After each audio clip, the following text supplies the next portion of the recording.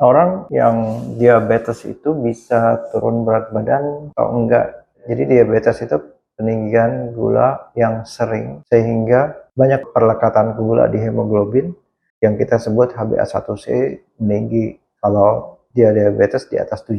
Peninggian gula terus-menerus sehingga HbA1c-nya tinggi. Kalau sekarang saya makan es krim kemudian gula darahnya naik 2 jam setelah itu dan turun lagi, belum tentu saya katakan diabetes karena nanti dia turun lagi.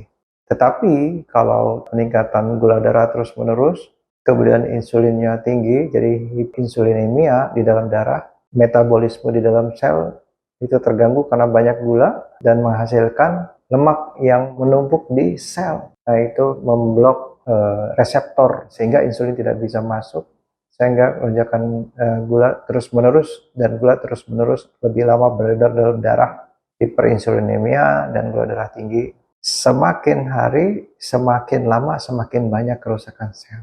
Sehingga yang selnya tadi untuk menyimpan lemak, jadi berkurang selnya. Makanya ada orang yang setelah menjadi diabetes, dia sulit untuk gemuk lagi jadi kurus. Tapi ada orang lain yang diabetes tapi tetap gemuk. Jadi tidak kurus-kurus walaupun dia diabetes, ada juga. Tergantung berapa banyak kerusakan sel.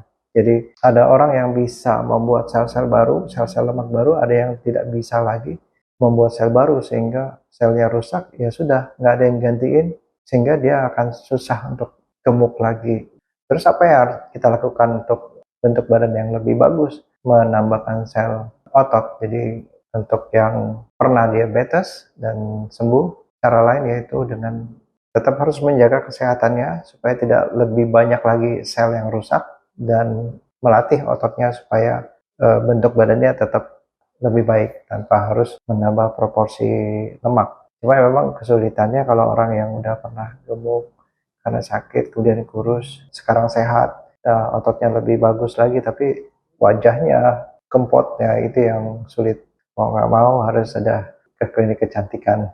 Tapi itu dijaga supaya tidak makin lebih banyak kerusakan sel di tubuhnya dengan gaya hidupnya.